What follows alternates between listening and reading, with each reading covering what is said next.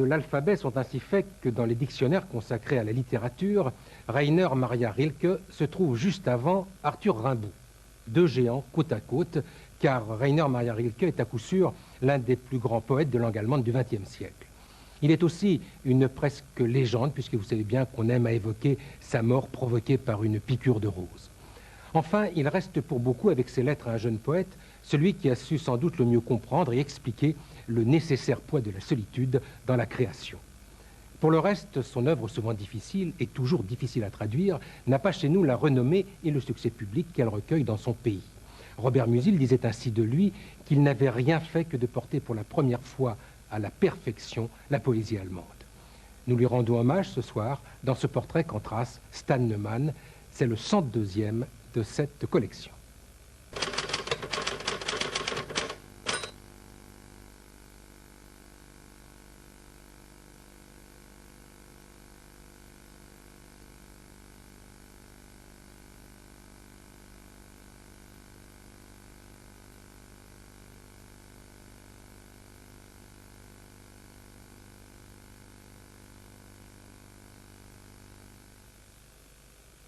Mourriez-vous s'il vous était défendu d'écrire? Il suffit selon moi de sentir que l'on pourrait vivre sans écrire pour qu'il soit interdit d'écrire. Le cinéaste René Alliot a découvert Rilke à l'âge de 20 ans. Il a trouvé dans ses livres la réponse aux questions qu'il se posait alors. Réaliser un film sur Rilke était pour lui une évidence, le retour à l'écrivain dont les textes l'ont fondé. La maladie et la mort l'ont empêché de mener à bien son projet. Ce film lui est dédié. Tout semble nous rendre secret. Regarde. Les arbres sont. Les maisons que nous habitons restent debout. Nous seuls passons devant les choses tel un mouvement de l'air. Et tout s'accorde pour nous taire, peut-être par honte, peut-être aussi dans un espoir indicible. C'est un jeu. On écrit son nom sur une feuille de papier. On la plie à cet endroit alors que l'encre est encore fraîche, puis on la déplie et on lit son destin dans une tache d'encre. 1912. Quand il commence à écrire les élégies de Duino, un cycle de 10 poèmes dans lequel il voit l'aboutissement de tout son travail antérieur, Rilke a 37 ans. Il mène une vie solitaire, entièrement vouée à l'écriture, une vie errante, sans famille, sans maison. C'est un choix qu'il a fait, il ne veut rien posséder. Rien sauf la langue allemande, mais une langue allemande qui n'appartient qu'à lui. 1914. Des soldats allemands partant au front. On dit à l'époque que chacun d'entre eux emporte dans sa musette un exemplaire d'un de ses poèmes le plus connu, Le chant d'amour et de mort du cornette Christopher Rilke. Pourtant, cette popularité cache un énorme malentendu. Le plus célèbre des poètes allemands rejette totalement l'Allemagne, qu'il considère au mieux comme un pays étranger. Depuis plus de 10 ans, il refuse d'y vivre, fait le choix de l'exil.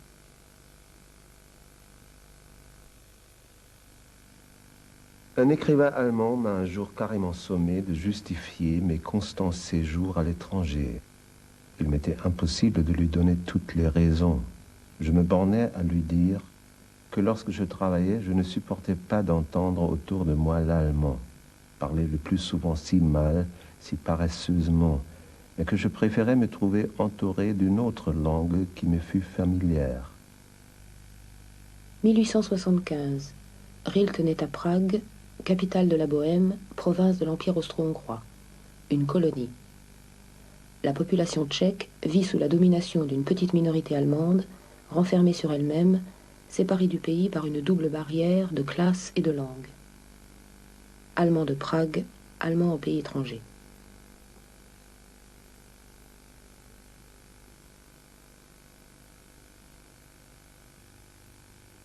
René Maria est enfant unique. Son père, ancien officier de l'armée austro-hongroise, est fonctionnaire des chemins de fer. Sa mère, toujours vêtue de noir, est une catholique dévote qui écrit des poèmes. De toutes les photographies que Rilke a gardées de son enfance, aucune ne le montre jamais avec elle. Chaque fois qu'il me faut revoir cette femme égarée, irréelle, sans lien avec rien et qui ne peut vieillir, je crains de n'être pas encore assez loin d'elle, de garder encore quelque part en moi des mouvements qui soient l'autre moitié de ses gestes étriqués. Dire que je suis néanmoins son enfant, que de cette paroi déteinte et détachée de tout, quelque porte dérobée à peine visible a été mon accès au monde, si pareille porte peut jamais y donner accès.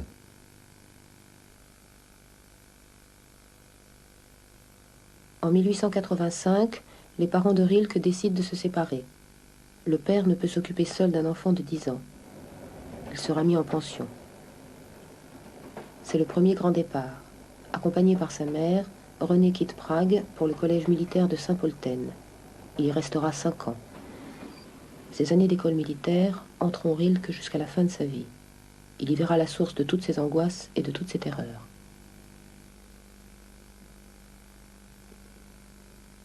Quelques années plus tard, il écrira un court fragment évoquant une terrible leçon de gymnastique où le plus faible de la classe surprend ses camarades en grimpant à la corde comme il ne l'avait jamais fait, puis les étonne encore plus en mourant aussitôt.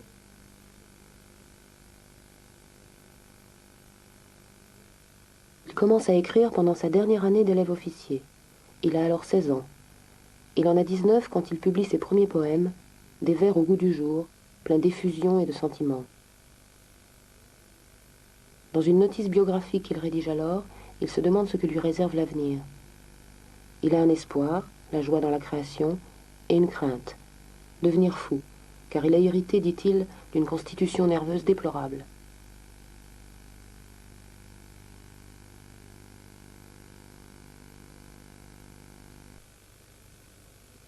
Mère, c'est toi qui le façonna petit, c'est toi qui le commença. Pour toi, il était neuf. Au-dessus de ses yeux nouveaux, tu fis pencher un monde bienveillant, tu en défendis l'accès aux étrangers. Hélas, où sont les années où ta main silhouette suffisait pour le garder des vagues du chaos? Que ne lui as-tu épargné ainsi? La chambre, devenue hostile dans la nuit, tu l'apprivoisais, ton cœur plein de refuge, mêlait son espace humain à l'espace nocturne. Quel tendre pouvoir tu avais, rien qu'en te levant. Son destin se sauvait derrière l'armoire. Son avenir inquiet se coulait dans un léger mouvement du rideau. Et lui-même, allégé, étendu sous la veillée de ta forme légère, au seuil du sommeil, délirait de douceur. Il semblait protégé. Mais dedans, qui veillait? Qui endiguait au-dedans les flots de l'origine? L'imprudent dormeur, dormant, rêvant, fiévreux, comme il s'abandonnait. Lui, le nouveau, le timide, comme il était emmêlé dans les lianes toujours plus envahissantes de ses mouvements intérieurs. Déjà s'enlaçait en dessin aux croissances étouffantes figures de bêtes obsédantes, comme il s'y donnait, les aimait. Aimait son intérieur de terre sauvage, ses forêts au fond de lui-même et au-dessus de l'abîme. Clair se tenait son cœur. Aimait. Il l'abandonnait pour suivre ses propres racines, loin, jusqu'aux puissantes origines là-bas, où sa minuscule naissance était déjà vécue. Toujours aimant, il descendait dans le sang plus ancien, dans les gouffres où gisait, gorgé d'ancêtres l'effrayant. Et chaque chose terrible le reconnaissait complice en clignant des yeux. Oui, l'horrible souriait. Rarement, ô mère, Ton sourire fut si doux.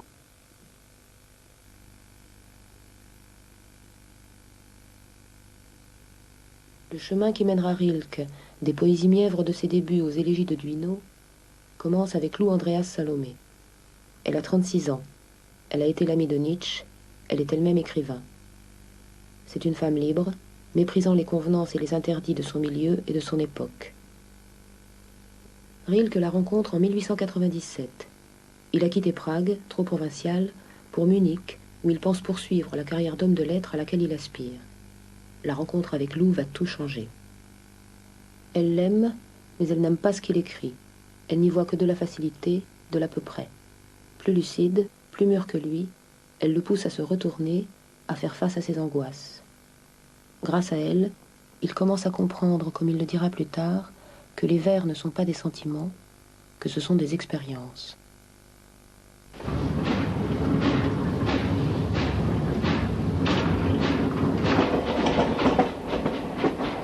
Elle lui fait aussi découvrir la Russie, le pays où elle est née.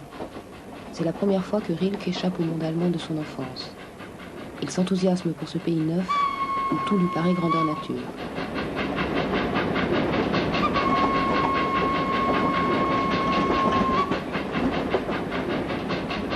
Au retour de ce voyage, il écrit en une seule nuit ce fameux cornet qui le rendra célèbre. Puis il enchaîne avec les premiers poèmes du livre d'heures et trouve encore le temps d'apprendre le russe, car il prépare déjà un nouveau voyage en Russie. Le but de ce second voyage entrepris avec Lou est une visite au comte Léon Tolstoï, l'auteur de Guerre et Paix et d'Anna Karénine. Tolstoï, à cette époque, vit retirer sur ses terres. Il a renoncé définitivement à la littérature, la jugeant vaine et frivole, incapable de rendre justice à la vie réelle. Rilke a donné des versions contradictoires de cette rencontre. Dans ses lettres, il évoque comme il se doit l'émotion ressentie devant la noble figure, etc., etc.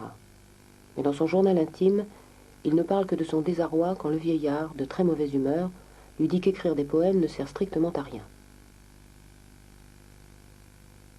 Cette rencontre manquée l'atteint d'autant plus que ses relations avec Lou se sont brutalement dégradées. Elle ne supporte plus ses brusques sautes d'humeur, ses états d'exaltation suivis de périodes d'abattement profond. Elle a besoin de reprendre son indépendance. Elle écourte son voyage et regagne l'Allemagne. Rilke reste seul. Ce furent des journées sous la terre, dans l'humidité et la pourriture. Je crains que de telles journées n'appartiennent pas plus à la mort qu'à la vie. Cette absence d'espoir, cette suffocation de l'âme. Il fallait que je note cela pour mémoire. Dieu me vienne en aide. L'aide, Rilke la trouvera à Vorswede, une communauté d'artistes près de Brême, où il se réfugie à l'automne 1900. Il y rencontre Paula Becker, une jeune peintre qui revient de Paris, enthousiasmée par la découverte de Cézanne, et sa meilleure amie, Clara Westhoff, qui elle aussi revient de Paris, où elle a été pendant 1 an l'élève de Rodin.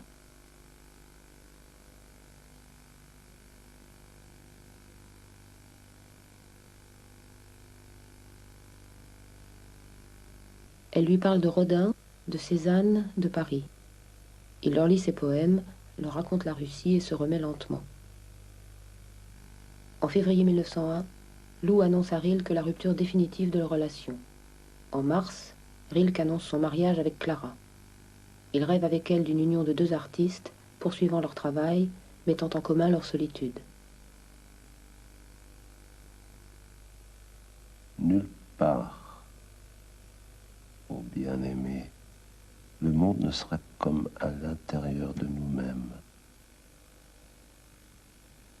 Notre vie s'use en transfiguration.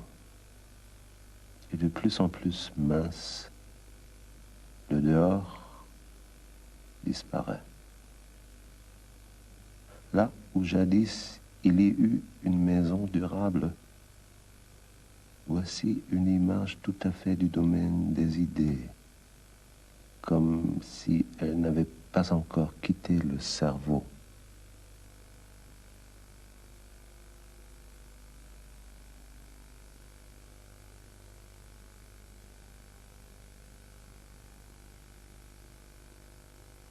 Quelques mois après la naissance de leur fille Ruth, Rilke dresse un terrible constat d'échec.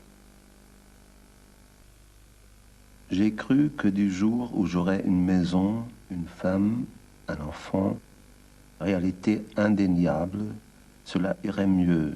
J'ai cru que cela me rendrait plus tangible, plus évident. Mais même si tout cela existe, cette réalité me reste étrangère et ma famille n'est pour moi que des visiteurs qui refusent de partir.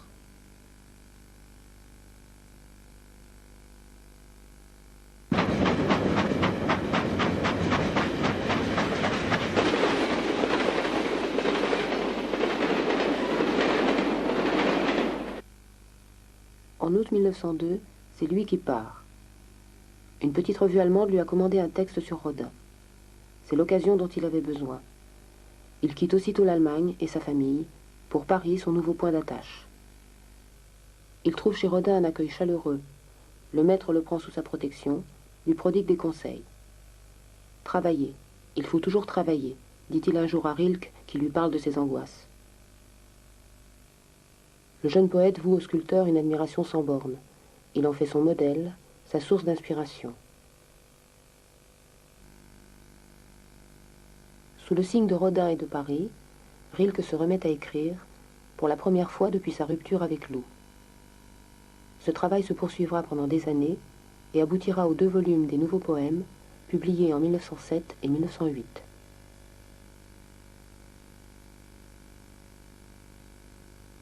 Paris.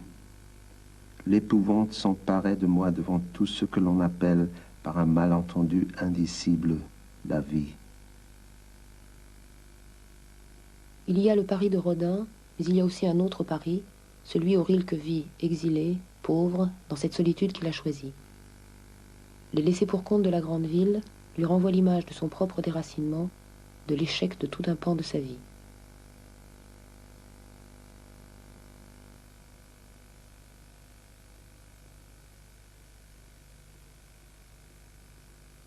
La terreur que lui inspire le spectacle de la maladie et de la misère, Rilke décide de la retranscrire telle qu'elle, mais en prose. Les cahiers de Malte Laurids Brigg. Un roman, mais aussi libre qu'un poème. Le héros, un jeune poète exilé à Paris, habite à la même adresse que Rilke, partage ses souvenirs, ses espoirs, son angoisse, écrit mot à mot les mêmes lettres que lui, et passe indifféremment de l'allemand au français.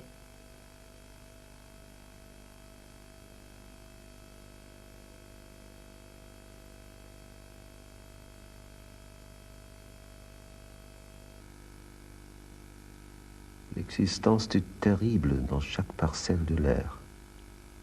Tu le respires avec sa transparence et il se condense en toi, durcit, prend des formes pointues et géométriques entre tes organes. Car tous les tourments et toutes les tortures accomplis sur les places de grève, dans les chambres de la question, dans les maisons de fous, dans les salles d'opération, sous les arcs des ponts en arrière-automne, tous et toutes sont d'une opiniâtre indélibilité, tous subsistent et s'accrochent, jaloux de ce qui est, à leur effrayante réalité. Les hommes voudraient pouvoir en oublier beaucoup. Leur sommeil lime doucement ces sillons du cerveau, mais des rêves le repoussent et en retracent le dessin. Et ils s'éveillent, haletants, et laissent se fondre dans l'obscurité la lueur d'une chandelle, et boivent comme de l'eau sucrée cette demi-clarté à peine calmante. Car hélas, sur quelle arête se tient cette sécurité? Le moindre mouvement et déjà le regard plonge au-delà des choses connues et amies, et les contours, tout à l'heure consolateurs, se précisent comme un rebord de terreur.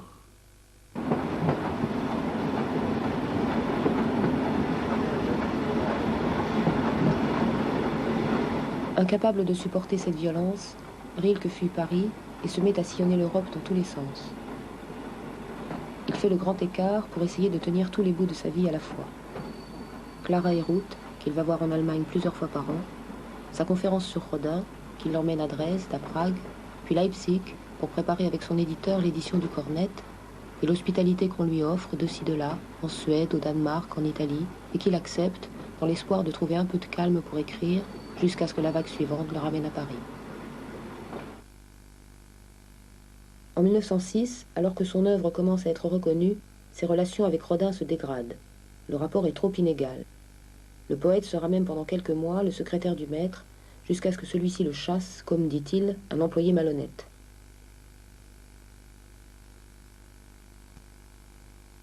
Et ce qui tourmente Rilke, c'est Malte. En 1907, ce roman dont il attendait tant n'est toujours pas achevé.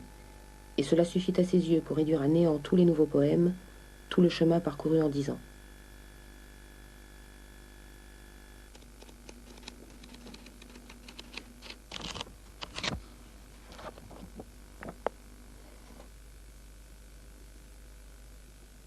Peut-être sommes-nous ici pour dire maison, fontaine, pont, cruche, porte, verger, fenêtre, tout au plus colonne, clocher. Et les dire, comprends-le, ou les dire de telle sorte que jamais au fond même ces choses ne puissent se douter d'être cela. Et comprendre ces choses qui vivent de s'en aller, les comprendre pour les louer. Périssables, elles cherchent secours auprès de nous, nous plus périssables encore. Elles attendent que nous les changions en notre cœur invisible, infiniment, en nous-mêmes, quelle que soit finalement notre nature. Terre, n'est-ce pas ceci que tu veux, renaître en nous invisible? N'est-ce pas ton rêve d'être invisible une fois? Terre, invisible.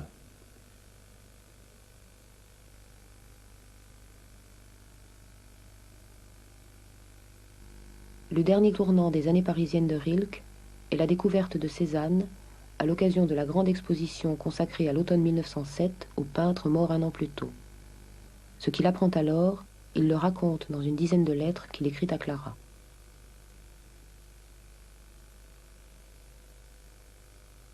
À l'intérêt que Cézanne m'inspire, je mesure combien j'ai changé. Je suis en chemin de devenir un ouvrier. Un long chemin, sans doute, et je n'en suis qu'à la première borne. Néanmoins, je peux déjà comprendre le vieillard qui est allé si loin, seul, hors les enfants qui lui jetaient des pierres. Je suis retourné aujourd'hui voir ces tableaux. L'ambiance qu'ils créent est unique. On sent leur présence qui se referme sur vous comme une réalité colossale, comme si ces couleurs vous débarrassaient définitivement de toute incertitude. La conscience tranquille qu'on sait rouge, c'est bleu, leur véracité simple vous éduque. Pourvu que l'on se montre parmi eux parfaitement disponible, on dirait qu'ils font quelque chose pour vous. Et comme toutes choses sont pauvres chez lui, les pommes sont toutes des pommes à cuire. Les bouteilles auraient leur place dans de vieilles poches évasées par l'usage. Ces fruits cessent entièrement d'être comestibles, tant ils sont devenus des choses véritables, car il a su ravaler son amour pour la pomme réelle et le mettre en sûreté pour toujours dans la pomme peinte.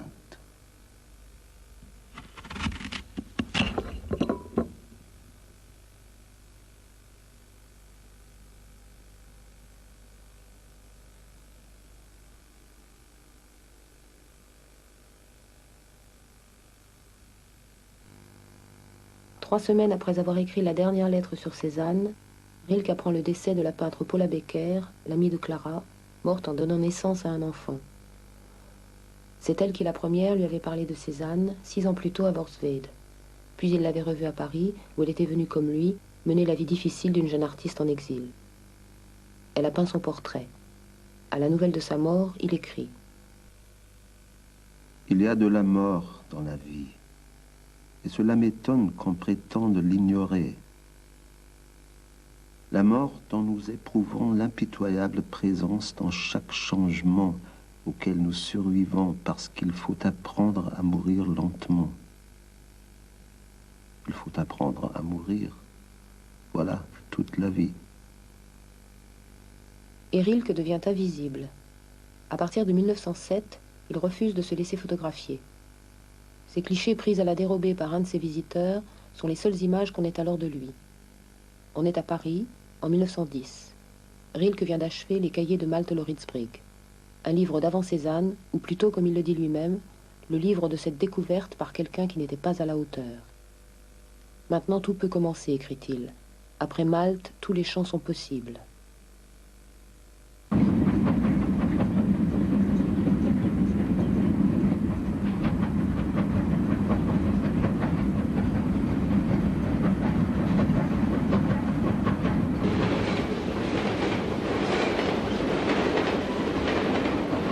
C'est la rupture des amarres. La fiction de son histoire d'amour à distance avec Clara, fiction à laquelle il est resté obstinément fidèle, est finie. Lassée de son absence, elle demande le divorce. Coupé de ce lien, Rilke se remet en route. 2 ans de voyage. L'Italie, la France, l'Allemagne, mais aussi l'Afrique du Nord et l'Égypte. Et pendant tout ce temps-là, il n'écrit pas. Rien depuis Malte.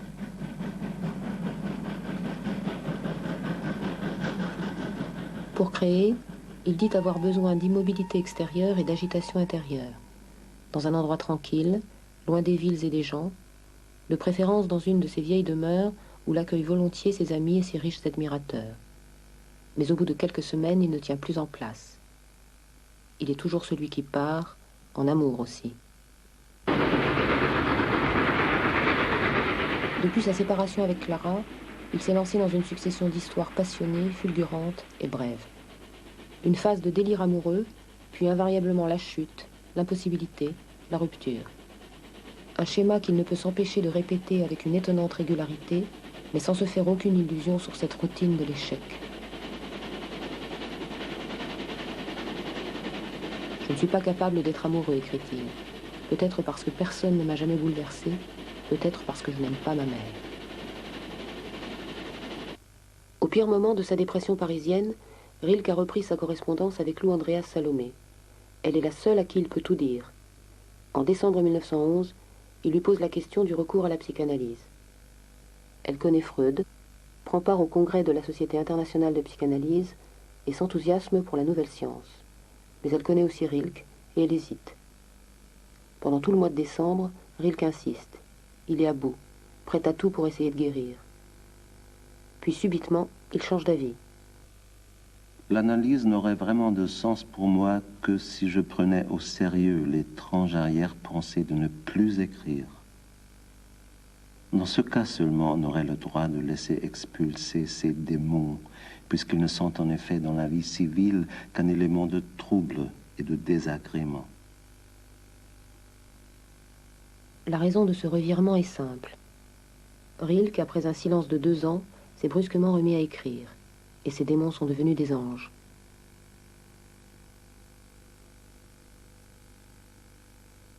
La princesse Marie de la Tour est taxie. Après Lou, c'est l'amie la plus proche de Rilke. Elle a un château en Bohême, où elle l'a souvent accueilli. Elle a aussi un domaine aux confins de l'Empire austro-hongrois, sur le golfe de Trieste, près de Nabrésina. Duino. Le château.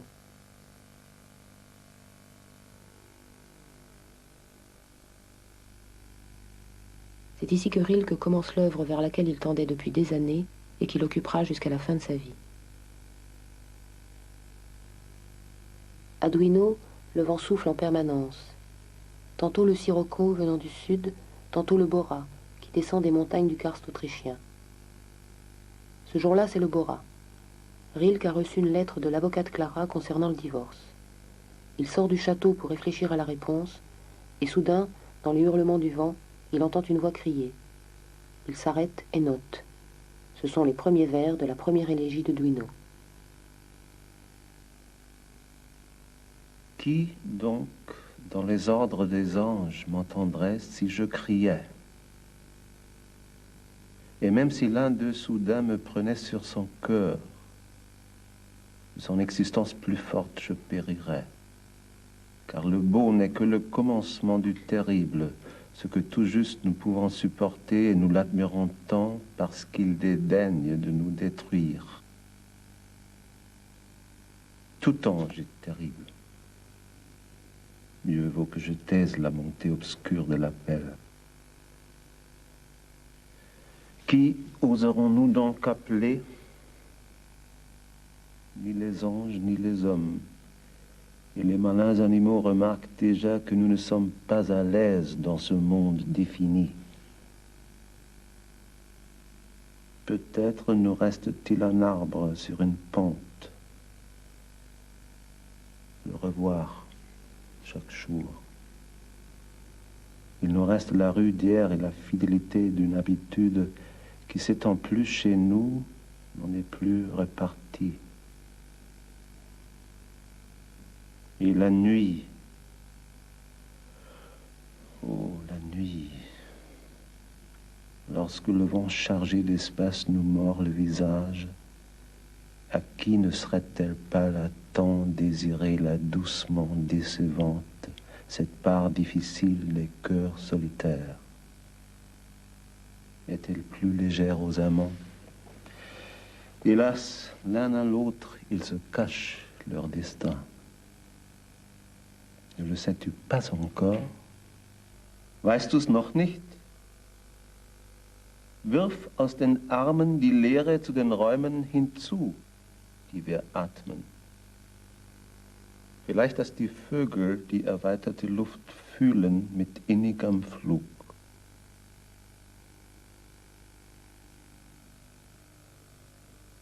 Rilke écrit les 2 premières élégies en quelques jours, dans un état d'exaltation. Il sait déjà que ce n'est que le début d'un ensemble beaucoup plus vaste, qu'il pressent, mais qu'il n'a pas la force de réaliser. À 37 ans, il est épuisé par la tension qu'il s'impose. Son corps, accablé de malaise, n'est plus capable d'écrire. En mai 1912, il fuit Duino, laissant inachevée la tâche qu'il s'est assignée, agrandir le monde d'ici de sa plus vaste moitié, de ce qu'on appelle la mort, mais qui n'est en fait que la face de la vie détournée de nous.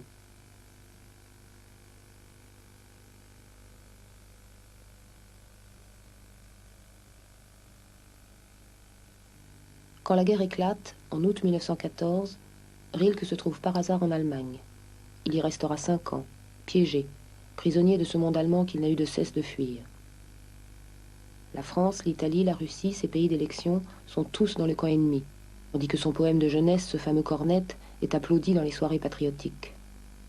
À quoi sert la poésie? Il n'a rien écrit depuis Duino, depuis 1912. Son monde est en ruine. Rilke, pour la première fois, se met à douter. À quoi sert la poésie? Quel sens cela a-t-il de dire « Mourriez-vous s'il vous était défendu d'écrire » alors que des centaines de milliers d'hommes meurent sans qu'aucune question ne soit posée?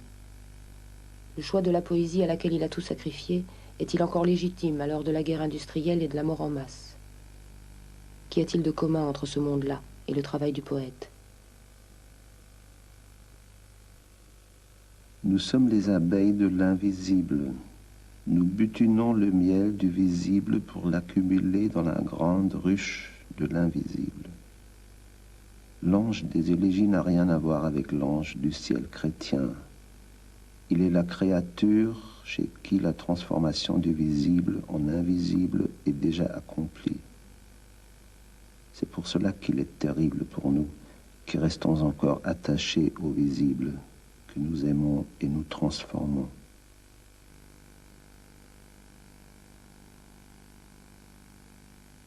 Des ruines et des tombes.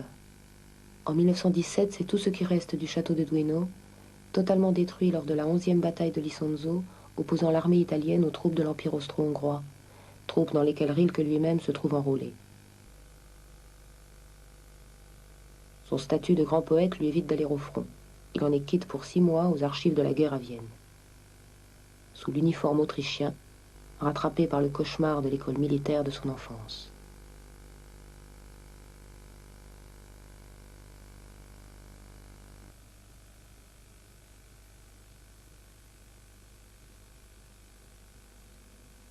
De tous ces regards, le vivant perçoit l'ouvert.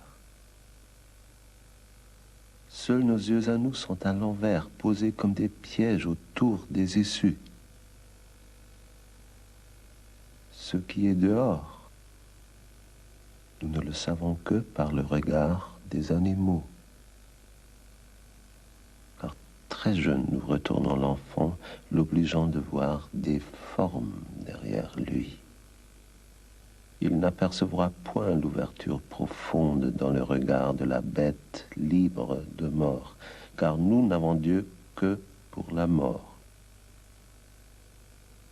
La bête libre a toujours sa fin derrière elle et Dieu devant. Lorsqu'elle marche, elle va d'un pas éternel comme s'écoulent les fontaines. Nous n'avons jamais, pas même un jour devant nous, ce clair espace où s'ouvrent sans fin les fleurs. C'est toujours le monde. Jamais ce nulle part sans néant. Et nous, spectateurs, toujours et partout, tournés vers tout cela et jamais vers le large.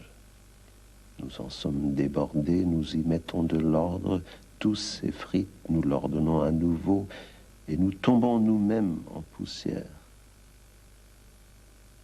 Qui donc nous a retournés de la sorte que, quoi que nous fassions, nous avons toujours l'air de celui qui s'en va?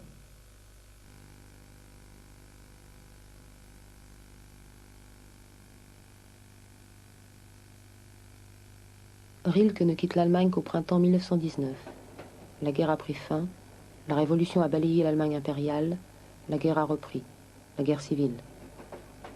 L'innocence du poète est telle que quand Munich est reprise par les bandes de soldats nationalistes qui fusillent à tour de bras, il oublie d'enlever de sa porte l'affichette qui le place sous la protection de l'éphémère République des conseils ouvriers.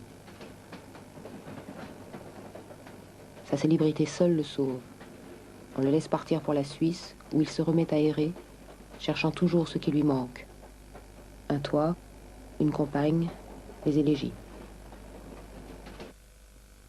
Tout cet hiver, je l'ai su, il faut me concentrer sur quelque chose. Malheur, c'est la pire perte. Avoir perdu une chose inconnue, indevinable.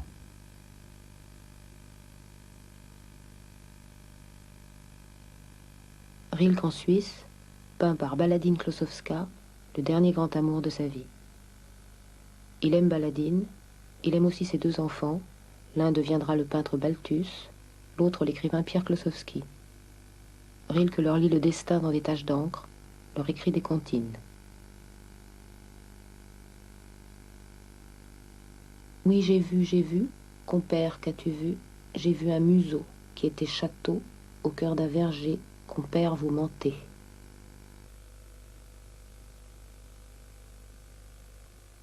Écrit au dos de 3 cartes postales. Museau, dans le Valais, un autre château que de riches admirateurs offrent à Rilke en 1922. Pour la première fois, Rilke est chez lui. Et le miracle se produit. En moins de 2 semaines, comme autrefois à Duino, tous les fragments, tous les bouts de papier rescapés de ces 10 ans de silence prennent enfin sens. Tout, même les souvenirs du premier voyage en Russie, trouvent subitement sa place. Rilke est enfin au bout de son véritable voyage. 10 élégies, une 40aine de pages pour nous réconcilier avec le monde.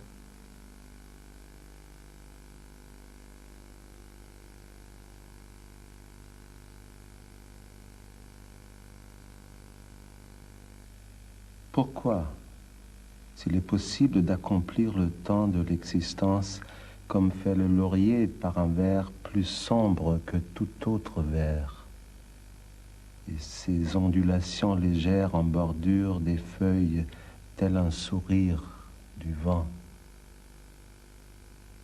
Pourquoi faut-il alors être rivé à l'humain, fuir le destin tout en l'appelant? parce qu'être ici est beaucoup. Qu'apparemment tout ici a besoin de nous, ces choses éphémères, étrangement nous concernent, nous les plus éphémères.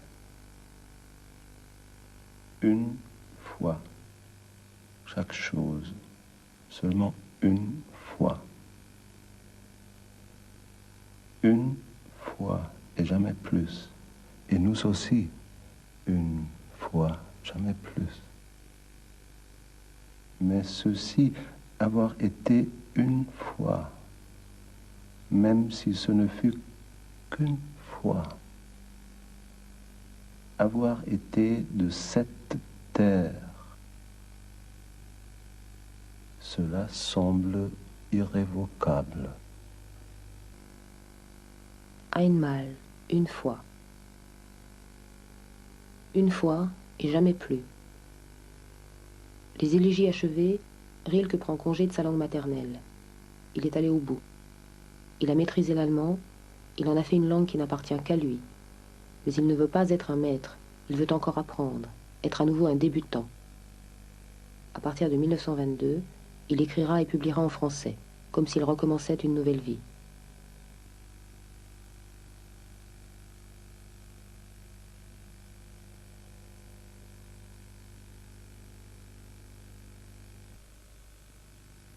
Tous mes adieux sont faits.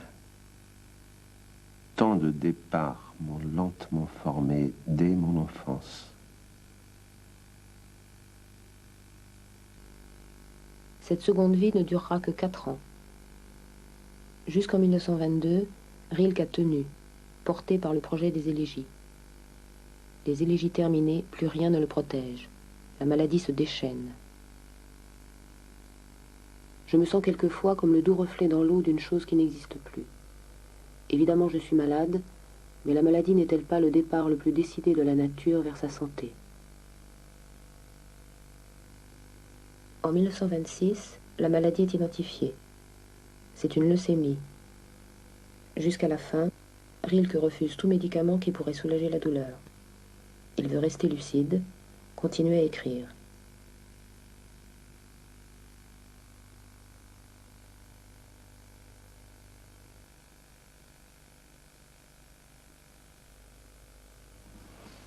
Approche. Dernière chose que je te reconnaisse. Mal incurable dans l'étoffe de la peau. De même qu'en esprit j'ai brûlé, bois, je brûle en toi. Le bois longtemps a refusé de consentir aux flammes que tu couves. À présent je te gave et brûle en toi.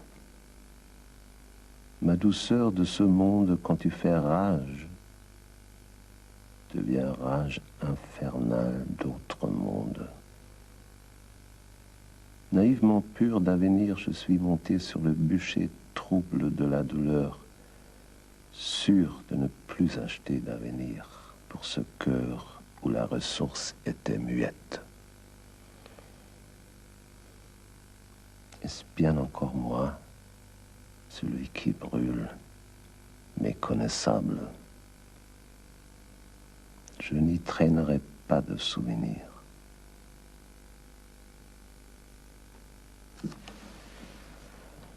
Ô vie,